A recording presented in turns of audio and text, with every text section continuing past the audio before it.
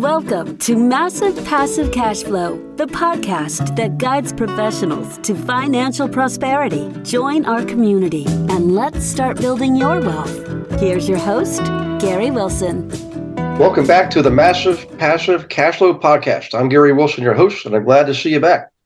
If you wouldn't mind, if you haven't already done so, if you could subscribe to the podcast on any one of your favorite channels, Apple, iTunes, iHeartRadio, Stitcher, 30 some odd channels you can subscribe to. And while you're out there doing that, go visit the globalinvestoragent.com. The reason is these are real estate agents who've been trained to work with you and I to help us in our businesses, buy and sell the right property to run your dental practice, for example, or just flat out flip homes and buy residential rentals. It's a really important part of your future and your retirement to be able to do that. And the agents are on there. You can select them. Look at their profiles. They're in half the states. And if you are an agent, well, you don't need to pay attention because you know the market's changing. And this is the way to not just survive, but thrive in a changing market. This I can't be more serious than this. Just click on the Learn More button and jump on one of our classes or grab the book and get started because you've got to make that part of your model, agents out there. Okay. Without further ado, we got a great guest today, Chris Widener from beautiful Chattanooga, Tennessee. So, Chris, welcome aboard. I appreciate you taking your time to do this. Thanks for having me. It's great to be here. Yep. Well, I did of course, always looked you up a little bit and I can't say that right. Say that 3 times in a row. I looked you up. And, Facebook, Twitter, Instagram, you got a great presence out there and a lot of good, solid history, helping and serving others in this beautiful world we live in. So if you wouldn't mind, kind of paint us a picture a little bit about how you got to where you are now, what you're doing, some of your history, because I think it'll really give everybody a great context for some of the content we're going to go over, Yeah, it's a circuitous route to where I am right now. I was born in Seattle, 1966. My dad, in 1969, was the CFO of a company called NBB&J, which is Nairmore, Brady, Baines, and Johansson, which at the time had about 150 architects. Now they're one of the 15 largest architecture firms in the world. You pick a major city in the world, they are there. And 1969, he made $90,000, which was pretty good money for back then. Yeah. And by the way, Gary, this is funny. He did all of the accounting for 150 architects with a slide rule and an abacus. And we still have the abacus that my dad used. In 1970, he came down with cancer. Long story short, 6 months later, he was dead. He was severely underinsured. He only had $30,000 worth of life insurance. So I always say this, life insurance companies love me. Go buy life insurance. Your spouse needs you to be responsible in that manner. That began a downward spiral. My mom had to sell the house that we lived in, which was in a country club called Sandpoint Country Club. It was sort of the new money country club at the time. Broadmoor was the old money country club. But she had to sell that house in 1970 because she couldn't afford the $400 a month mortgage payment. Wow. And that house recently sold for $3.2 million. So we began a downward spiral. I ended up living in 28 homes. I went to 11 different schools. My mom sold real estate and she flipped houses long before it was popular on television. Now, I don't know why she didn't flip houses in the same school district, so I didn't have to change schools so much. But I began to become I was a very troubled child. So much so that my mother shipped me off to live with relatives twice, once in the 4th grade, once in the 9th grade. I began drugs in the 6th grade. I made most of my money growing up betting the horses at Long Acres Horse Track, which isn't even there anymore. Now it's called Emerald Downs. They tore the old one down, built a new one. But you're kind of getting a picture here that drugs, betting the horses, all these kinds of things, not a really great life for me. And then I had this moment, senior year, summer before my senior year, this sort of transformational moment where I'm like, you're going in the wrong direction. You better figure this out. And I graduated 149th out of 172 people in my class. I got into college. I decided to study youth and family work to try and help kids like myself. When I got out of college, I started speaking to high school, summer camps, colleges, those kinds of things.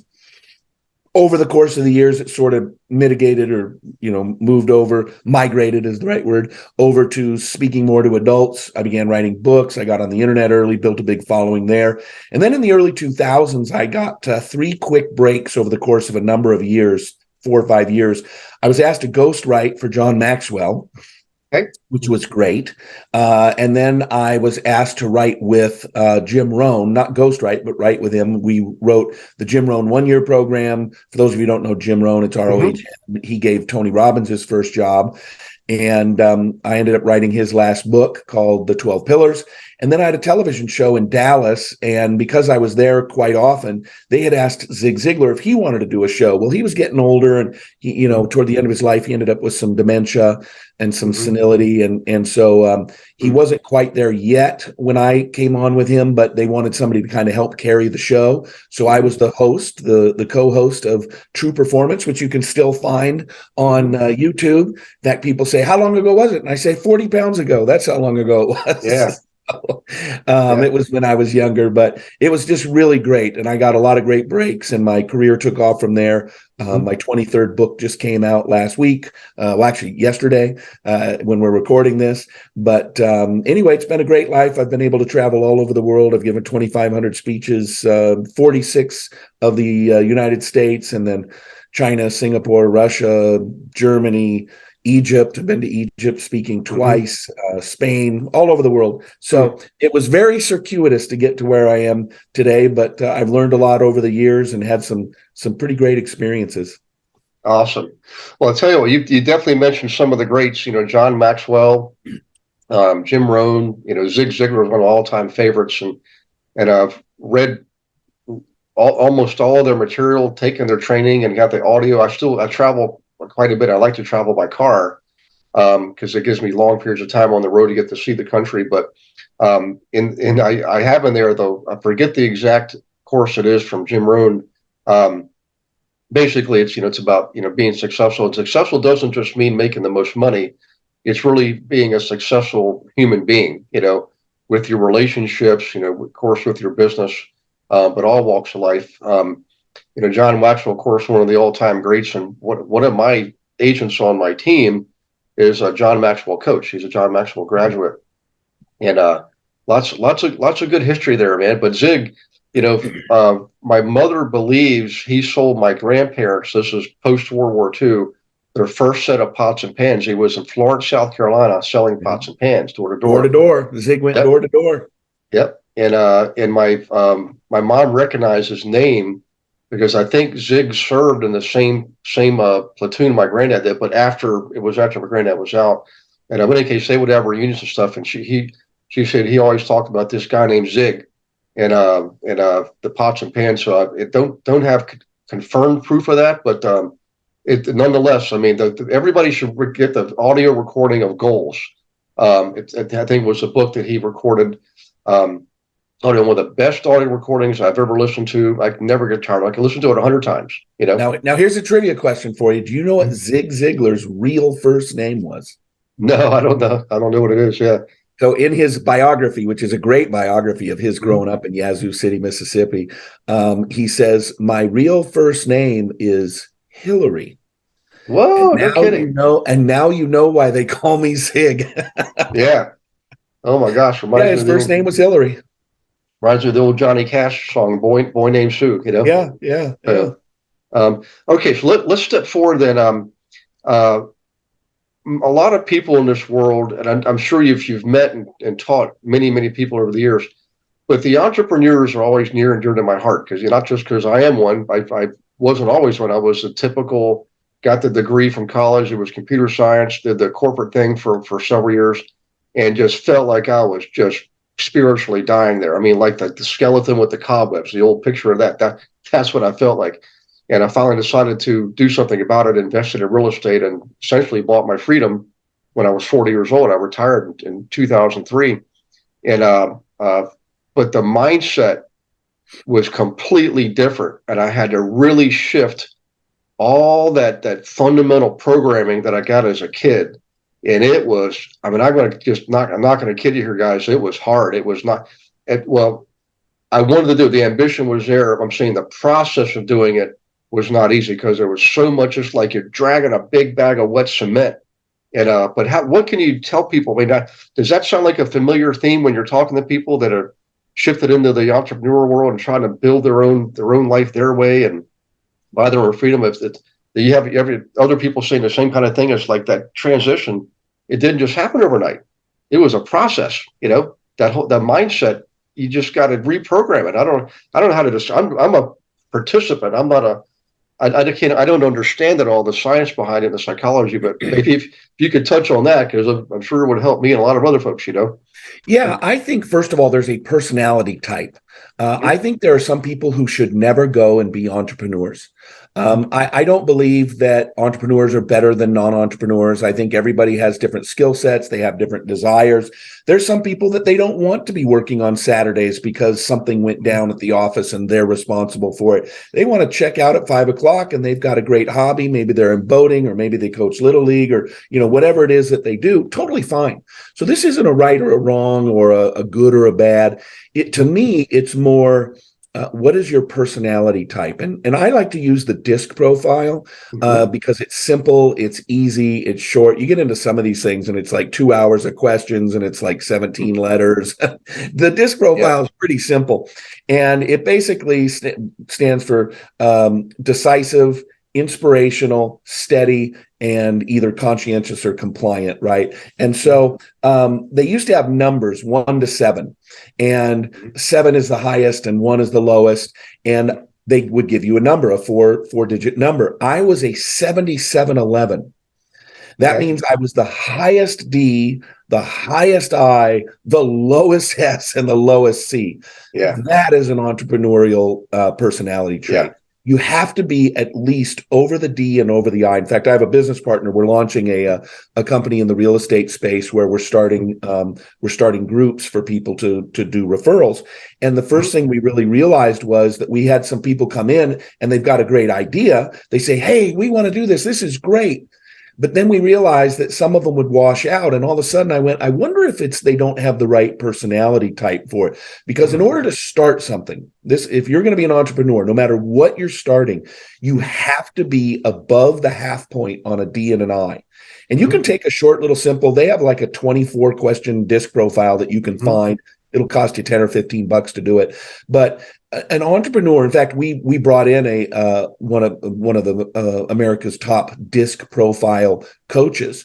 And she told us, our executive team, she said, you should not allow anybody to do this because it's an entrepreneurial pursuit. You should not let anybody do this unless they are above the half point on both D and I, because D is what they call driver.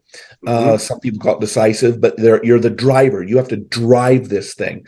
I is inspirational. You have to be inspiring other people to come along with you. So what I would say is, first and foremost, ask yourself, do I have what it takes to go be an entrepreneur? Am I built for this? Am I wired for this? Because if you're not, I would say try and find something better. Maybe you're just disappointed. You don't like your job and you say, well, I should just go start my own thing. Well, you should go start your own thing, but you might just need to find something else if your personality type isn't that kind of driven, inspirational, entrepreneurial kind of personality, because you're going to get beaten down and knocked over and smashed over the head. And there's some people who are just not internally wired to continue forging on. So that would be my first thing, is find out, because if you're not wired for it, you're going to struggle a lot more than if you are, because you're going to struggle even if you are wired for it. If you're not wired for it, it's going to be very, very tiring and depressing, and you're going to go through it. Yeah, I agree. It's when you have a clear vision, a mission, like you just 100% believe in it, you see it, you can visualize it, and you got the ambition. It carries you forward in spite of the challenges, because like you said, you're absolutely going to have challenges, guys. Just don't wonder if you're going to have challenges. Just expect that you're going to have challenges. Expect you're going to have challenges, and prepare for it. And that ambition will carry you through. But if you're just doing something because you want to make more money, that's the most common example. Man, I just need to make more money. I've got this day job. I can't. How am I going to ever retire and buy a vacation home and put my kids through college? And so they try to do stuff on the side, but there's misalignment. It's like the vision, the purpose is really not in alignment with who they are as a person. So what happens is the challenges end up creating, like you said, stress and it just weighs you down. It's the opposite. It goes the opposite direction. And usually it doesn't end well, so. Now here's something you could do. I'll give you an example that sort of popped into my head. Let's say you're a school teacher, and let's say you're a high school teacher, you're a math teacher, and you just don't like what you get paid. You're just kind of tired. You never really thought you were money motivated, but now you realize 10 years into career that you are money motivated. And you say, you know what, I can't live off of, or I don't want to live off of $50,000 a year. I want to be financially independent. And then you take a DISC profile and you're like, I'm just not wired to be an entrepreneur. You can still become an entrepreneur. And here's what I would say. Partner with an entrepreneur. Let somebody else, let's say you're a math guy and you're like, I could have 1,000 virtual students at $10 a month. Well, there's $10,000 a month. You've now gone from $50,000 as a math teacher in a public school to $120,000 as an entrepreneur doing, group mentoring or, whatever it might be. I'm just sort of, making this up as we go here. As an example, you could focus on the content and you could have a partner who focuses on the entrepreneurial aspects of it. So It doesn't necessarily mean you can't go do something, because I do think people need to figure out how important money is to them and those kinds of things. And you can always find a partner. Yeah, I love that example. I mean, I actually have I have a business now. This is my seventh business. So the funny thing is, I built the first business. Oh, hey, I got it. This is the rest of my life. 2 years into it, I'm thinking, you know what? The fun part's over. To build that, I realized I like doing the building. I don't like doing the managing and maintaining. The maintenance, yeah. There's a lot of that in an entrepreneur. They go from thing to thing to thing. Yep. And so so I thought, what do I do? I was like, because it got worse, And I realized, well, I could just dump it and move on to the next thing, but I thought it has value because I built it up. So I did a merger. I merged it with another company and got a payout of that for several years, and that allowed me to do the next thing. Yeah. And I finally realized about myself, you know what? That's just who I am. I just like to build things. I like building businesses. And a lot of entrepreneurs, I didn't understand, why would they sell their business if it's doing great? Well, it's because it's that internal, that alignment, that purpose, and then the mission and everything. You've done it. Your mission was to build a business. Now you got to turn it over and let somebody else manage it. So now what I have is I call it implementer. So I'm the visionary and Beverly's the implementer. And it's a perfect, she's, we hardly ever see each other because we're living different parts of the state, but some people call it like your work wife or your work husband, but we perfectly match each other, and I swear she can read my mind. So all the entrepreneurs out there, if you're a high DI, look for that implementer, somebody that's probably more on the CS level. The S&C, yeah, absolutely. Yep. I remember I had a staff guy once. He came into me and he knocked on the door and he came in. He said, "Can I ask you a quick question?" I said, "Yeah, sure." He goes, "I'm trying to make a decision here." He's like, "I can't determine if I should do A, which is this, this, and this, or if I should do B, which is this, this, and this." And I said, "It's A. It's obviously A." And he looks at me and he goes, "I love having an ID for a boss." I just made the decision for him. He was just fretting about which way to go. And, they are complementary. And I have found through my study of leadership that almost every successful organization, particularly those that grow and get large, whether it's a nonprofit, it's a business, it's a church, it's a, whatever, they usually have two people. One of whom is the visionary, out front, vision caster, communicator, and the other is sort of the second in command, and they're the ones that make everything work, right? Yeah. They can take that vision, and so it really is a good partnership between that high D, high I with the high S, high C, because they're the ones that are steady. I can give you the greatest idea in the world, but I don't know how to implement it. I don't have the patience to implement it. I last thing you want to do is stick a spreadsheet in front of me, because I would just like, I can't do that. But there are people who thrive on spreadsheets. Yeah. I want to take a moment to say thank you for participating in the Massive Passive Cash Flow podcast. Also wanted to let you know that the book Global Investor Agent is officially out in print and in Kindle on Amazon. You can get it by clicking on the link right here. If you are an agent, definitely grab yourself a copy. This book, guys, was not just written by me. I also included 8 other investor agents from around the country. And I didn't just handpick them. I literally opened it up to the entire audience, and it was first come, first serve. So you're going to get feedback from brand new agents all the way up to top 25 team leaders. Some on my team, some are not on my team. with valuable insight and instructions and guidance and actual checklists to follow to not just survive but thrive in this market. I know you're looking for that advantage, and this is it. By the way, if you are an investor, grab a copy for your agent, and for everybody, all profits from the sale of the book, Kindle and print, all go to the Healing House Foundation, 100%. Thank you for doing that too, guys. Let's get back to the show. Yeah, well, it's such an interesting subject. So let's go a little deeper. So we talked about the teacher, and I love the example because it gives everybody hope. In other words, they realize, hey, there is an option for me. No matter what my personality profile is, there is an option for me to pursue more, be more, do more, have more, and all that, without going outside there with their natural comfort zones or state of mind, if you will. But now let's talk about let's talk about each of those two roles. So with an entrepreneur, you should be the visionary. Are there practices that person can engage in, like daily, weekly, monthly, to sharpen those skills and those talents that an entrepreneur and a visionary should have to be able to be effective and to be able to be decisive? And you're not going to hit a home run every time. I know that. I mean, it's just like baseball.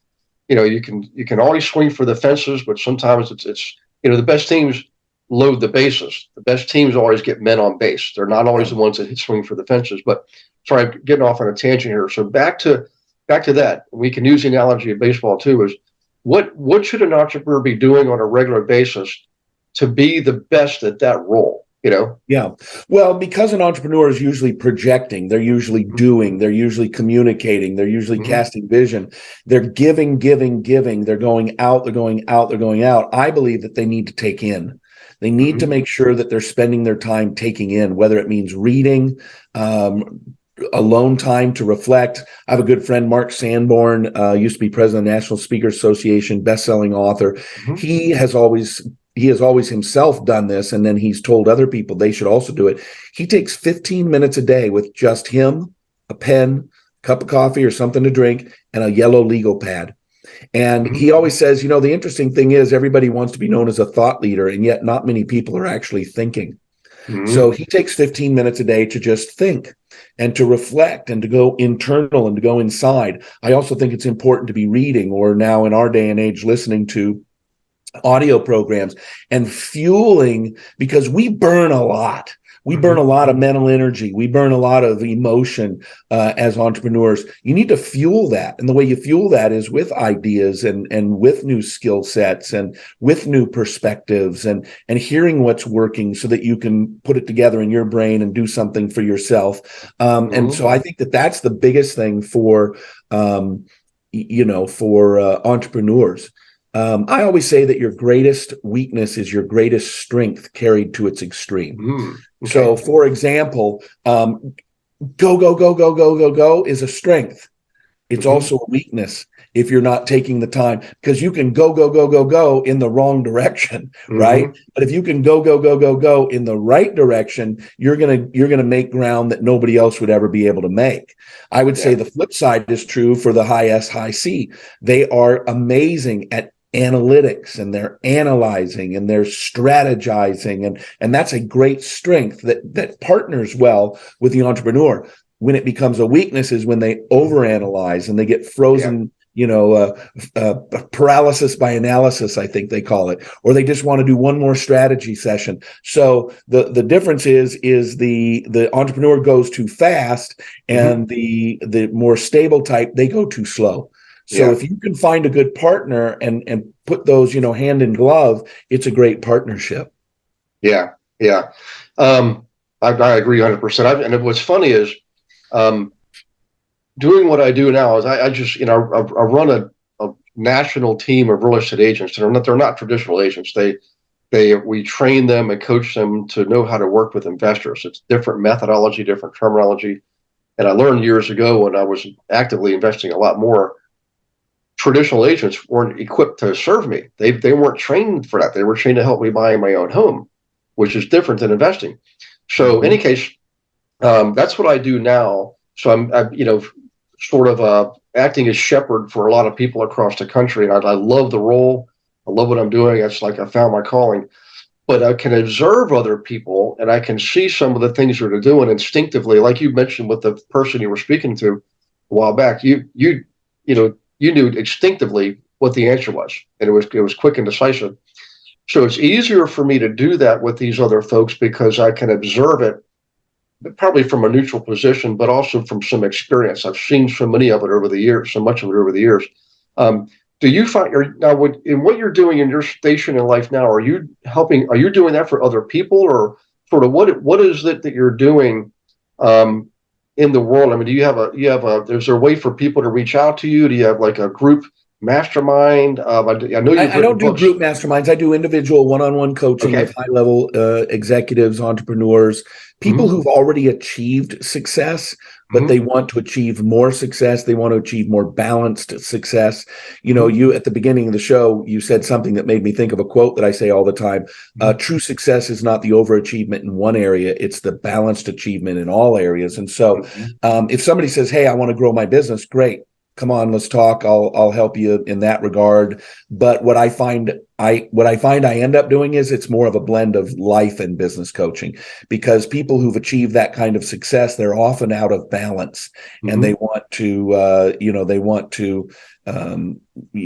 to bring some balance into their life. I was working with an executive a couple days ago, and he was just like, I just love doing this and everything, but I'm so involved. It was a sort of not a hobby, but it was a board he wanted to get involved in, a local community group. He said, but my wife's already yelling at me because I spend so much time at it and da da da. And I said, the fact that your wife's yelling at you about how much time you're spending on it might be something you might want to pay attention Yeah. to, because the other board members on that board are not going to be on your deathbed. Your wife's going to be on that deathbed. Yeah. So, I had a young guy once, going back to the insurance thing. I had a young guy probably 6 years ago. He hired me to coach him Mm-hmm. 5 or 6 years ago. He was 34.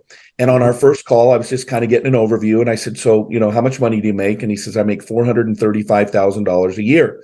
And I'm Mm-hmm. like, that's great for 34. Mm-hmm. That's amazing. I said, tell me about your family. Well, I'm married and I have 3 kids, and they're 5, 3, and 2.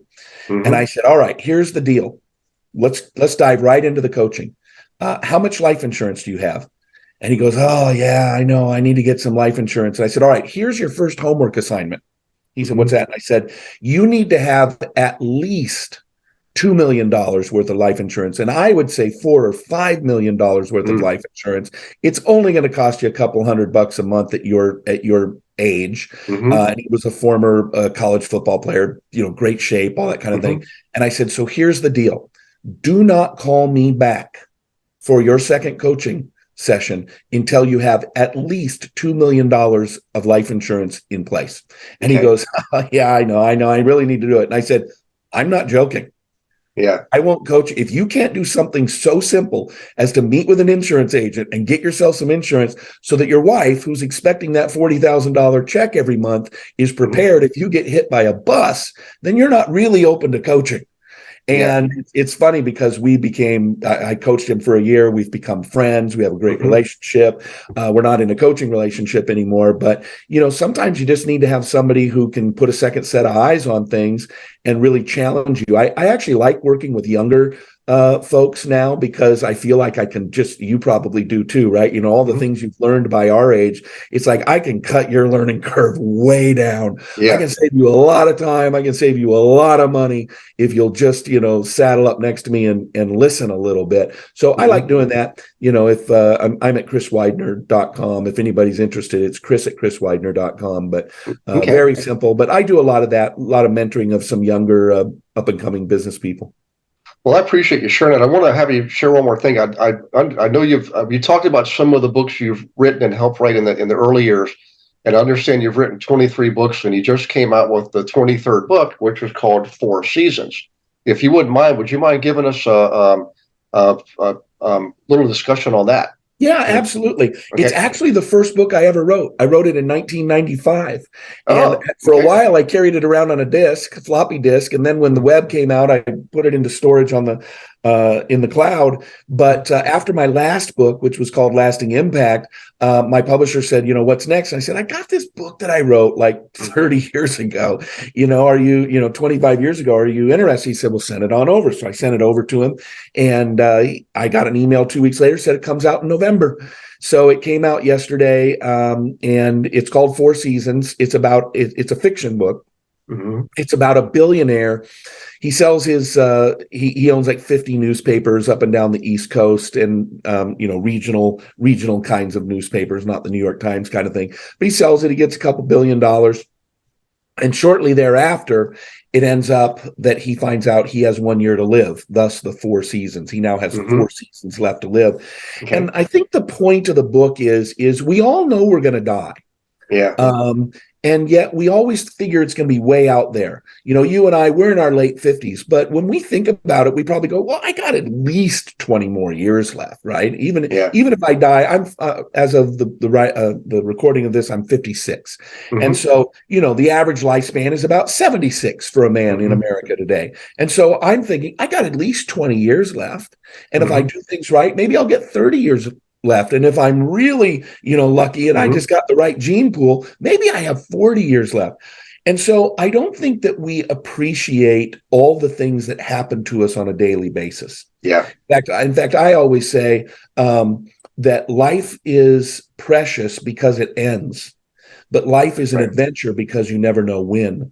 Yeah. And the book is about what would you think, what would you do, how would you interact with the world around you if all of a sudden you knew this was your last wedding anniversary and your last Christmas and your last Thanksgiving, and all of a sudden those moments which we should really be appreciating in our lives that we don't, now all of a sudden it's set against the backdrop of our impending death and knowing that this is, it ends. Eventually it ends. It brings clarity to those things. And that's what I really wanted people to have. And even if you're young, 30, something like that, I would suggest reading it simply because you just never know how long or short your life will be. One of Jim Rohn's favorite quotes, he always used to say, you can't determine how long you live, but you can determine how well you live. Absolutely. And that's what this book is about, is living well, regardless of how long you live. Yeah. It's interesting. And I'm sure people, and possibly even yourself, that have had some pretty poignant moments in life where you're called to that clarity. And some people call it the 4x4 upside the head, and it shows up in ways of car accidents and serious diseases and things like that really makes you appreciate what you have and focus in on the things that really do matter the most. And I've got one friend, one of my best friends, Ray Shively. He's always been good at this. His whole life, ever since we were in college, he built a lifetime of memories. He took pictures, recorded everything. Very social person, built relationships, focused on the relationships with family and friends. And here he is now, he's 59. His youngest son just got out of boot camp.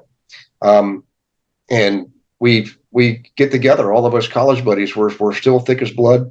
We're probably still need to grow up a little bit, but he's the one who always had that. He knew that, where someone like me, I come from a family, half of them were business owners, farmers and merchants, going back, hundreds of years, owning farms and business. The other half were the teachers and the nurses and things like that on my mom's side.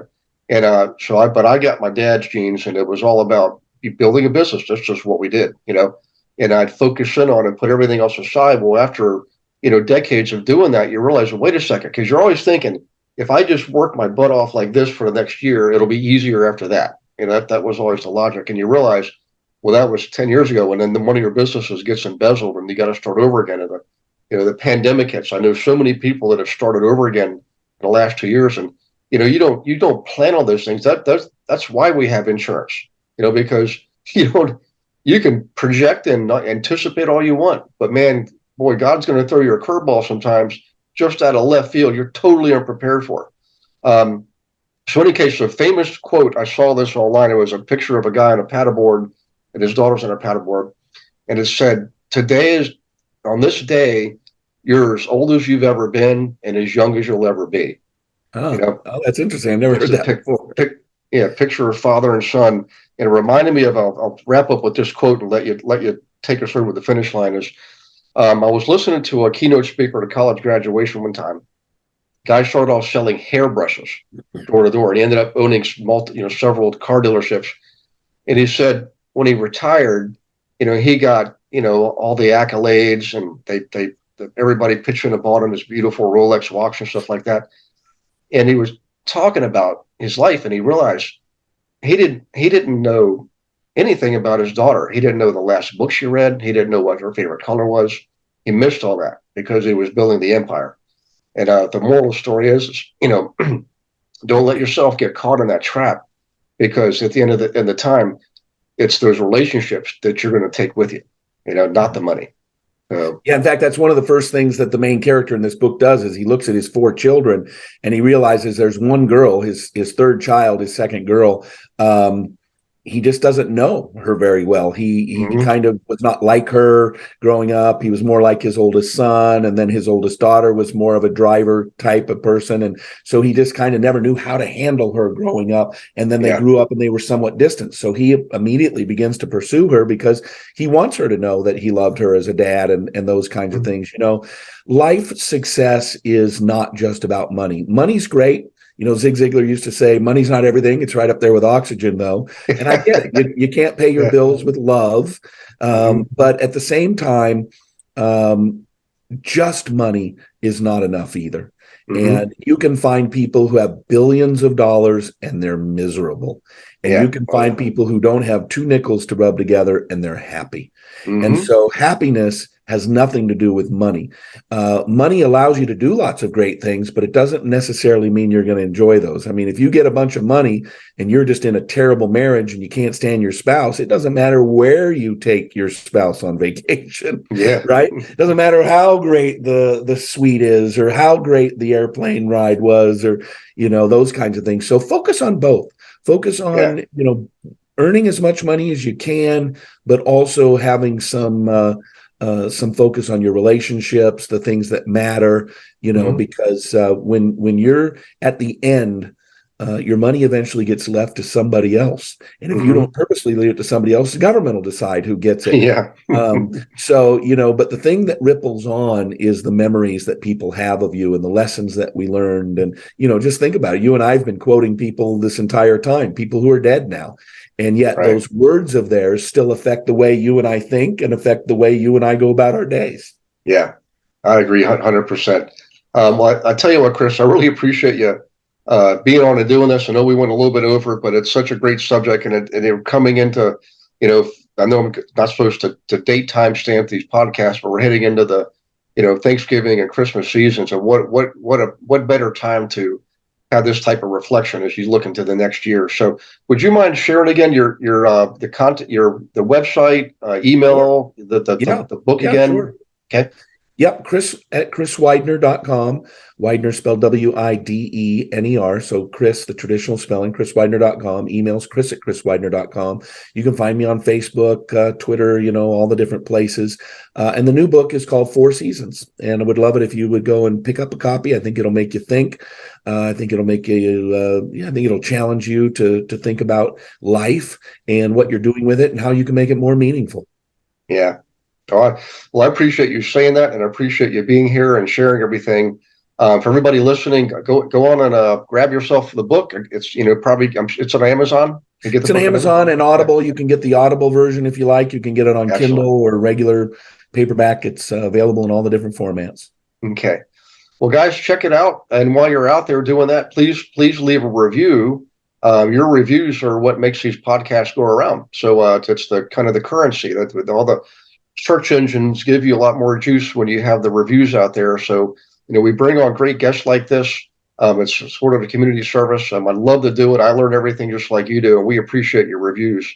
While you're out there, also go to Chris's website, and then also when you're done that, go to Global Investor Agent.